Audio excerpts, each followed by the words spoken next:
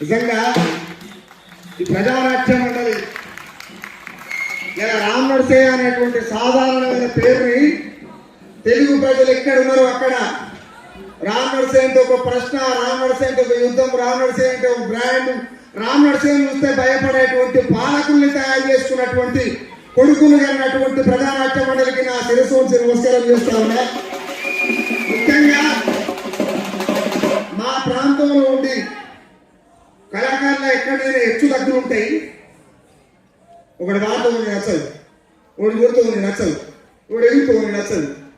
కానీ మా సీరన్న మరి ఆయనకి అది ఏమో పిక్చర్ ఏమో రాయి నాకు తెలియదు. కానీ పొద్దున రాగానే భూమిని రాయి కదా అని అడిగిన.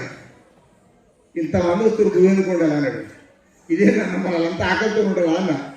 మీరు బాగా గమనించాలి, ఆకలితో ఉంటారా అన్న.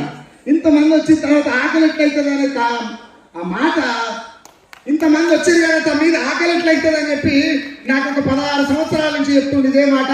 నిజంగా కూడా మా గురువుల సీనన్నకు నేను శిరస్సు ఉంచి నమస్కారం చేస్తా ఉన్నా. సీనన్న ముందరికి వస్తే నేను నా ప్రాణం ఉన్నన్ని రోజులు ఇక్కడ ఉన్నటువంటి ప్రజలు మీడియా ముందర చెప్తున్నా కదా, మీరు అందరి చేతుల్లో ఎవరితో చెప్తే లేదు వెళ్ళిపోతా.